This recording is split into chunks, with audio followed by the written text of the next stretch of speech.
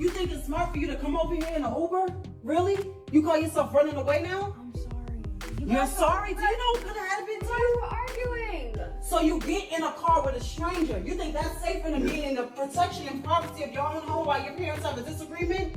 That makes sense to you? Can I stay, please? Let me talk to Mom right quick, Dad. Let me talk to Mom. You just go upstairs real quick.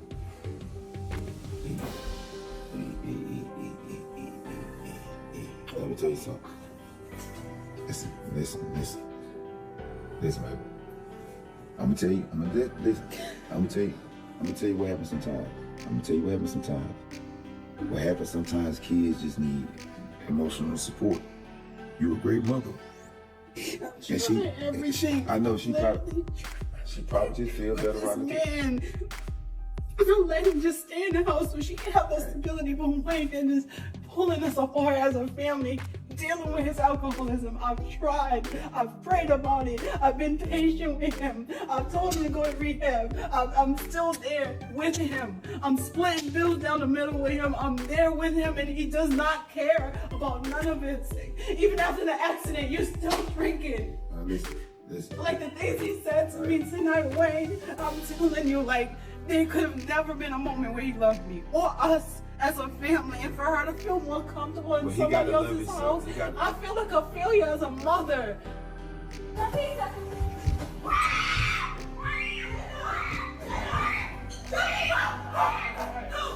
want to do the money, I'll give you anything you want, please. I have money.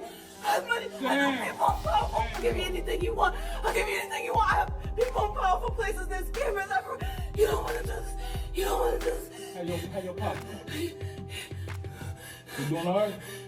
Don't talk about my phone. Check this out. When Erica Pinkett's phone buzzed on the kitchen counter just after sunrise on a cool Atlanta morning, it sent a shiver down her spine. She was accustomed to notifications, but the one that flashed on her screen was from a different nation. Her blood turned cold when Wayne was accused of spreading untrue stories about Erica Pinkett's daughter. When Erica unlocked the phone, her hands shook, and she froze when it was too late.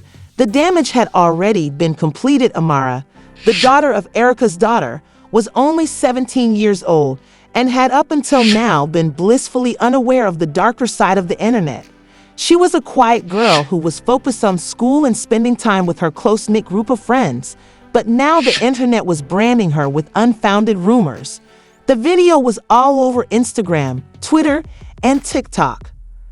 The origin of the entire nation's social media star and well-known comedian Wayne, the star had gained notoriety for his viral videos. Easy charm and humorous material. Erica didn't enjoy his comedy because it frequently relied on obscene jokes and exaggerated caricatures. The video that started the controversy was initially harmless enough, but she had never shown any interest in him and had always thought that he stayed in his lane. Or so it appeared to be. Rural. Wayne, wearing his typical casual attire, was sitting in front of a brightly lit backdrop and speaking directly to the camera. His remarks were humorous as he started discussing a new relationship that, in his opinion, was taking over the internet. He specifically mentioned Amara by name, bringing up her alleged involvement with a celebrity who was significantly older than her. Erica could tell right away that Wayne was referring to her daughter. He included a few sly smiles and exaggerated winks as though it were all a joke, as though the only thing that mattered was the laughter he could get out of the audience. However, as the video progressed, the lighthearted tone changed to one that was darker, with implications that went beyond a simple joke. He implied that Amara wasn't merely a casual acquaintance of the celebrity, but was actually using the relationship to move up the social ladder. The words were poisonous, coding the Amara's out here doing what. Wayne laughed at when he casually mentioned the alleged secret behind her and the celebrity's relationship. The camera panned in on his face as he continued, "If you don't believe me, just watch her rise. She's playing the game, and she's playing it well." The video went viral, reaching millions of people across the country, many of whom were devoted fans who hum on every word. People who had never even met Amara started making up stories based on his hints as soon as he posted the video. Did you see what Country Wayne said about your daughter? Erica's phone kept ringing from friends, family, and even total strangers. They all questioned in disbelieving voices. Erica was shocked to see a video from someone she had never met who had the ability to affect others. Her daughter's life was suddenly being destroyed by millions, and the anguish was immediate. Amara, who used to stand tall in the school hallways, now hides behind closed doors. People speculated about her every move, analyzing every photo she shared and wondering if it was part of the plan Wayne had so callously crafted for her.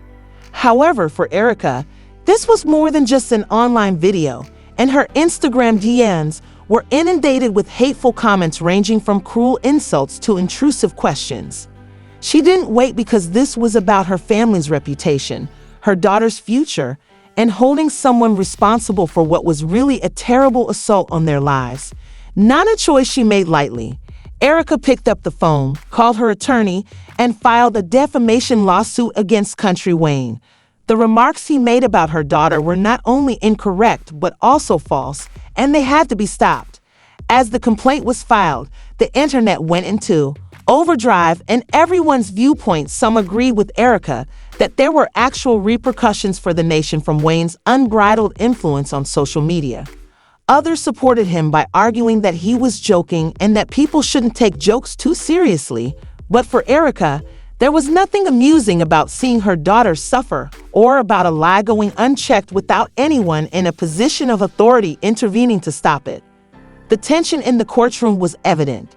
Erica and her attorney argued vehemently about the emotional toll the video had taken on Amara, presenting evidence of cyberbullying, harassment, comments on her social media accounts, and videos that were taken out of context to support the false narrative. The Defamation case turned into a media spectacle, and the courtroom, once a venue for legal proceedings, became a battleground. We're not here because of an innocent prank that Wayne began. In court, Erica's attorney stated that his voice was firm yet strong. The remarks made against this young lady were not only unverifiable rumors, rather, they were a direct assault on her persona and the whole fabrication that has damaged her emotionally and psychologically. Although it felt a little hollow, Wayne's defense was just as forceful.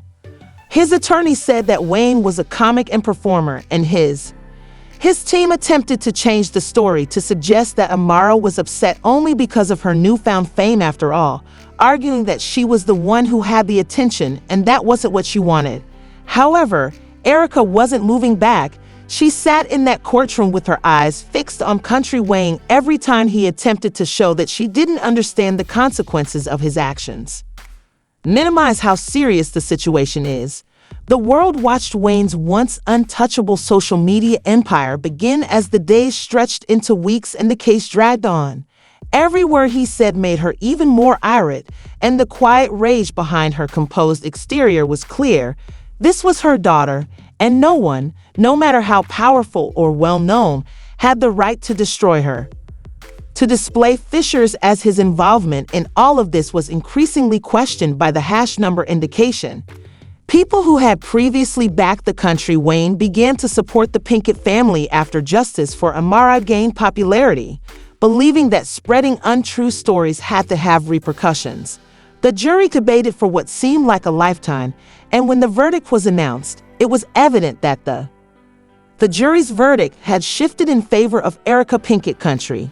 After being found guilty of defamation, Wayne was ordered by the court to apologize publicly. But that wasn't the end of it. Although essential, the money Erica received as part of the settlement would never be enough to repair the harm caused by Wayne's careless conduct. Although an apology was given, it felt hollow. Wayne read an apology to Amara and Camus from a script while standing in front of him with a fake smile on his face. He took full responsibility for his statements, said he was only kidding and never intended to hurt anyone, but the damage had already been done to her family. The video was permanently linked to his name and the Pinkett for Erica on the internet. The case wasn't about money or even an apology. Rather, it was about conveying a message that she had fought for her daughter's name, her dignity and justice, and despite the court struggle was over. Erica was aware that this was only the start of a longer discussion about social media's influence, accountability, and the necessity of responsibility in the celebrity industry.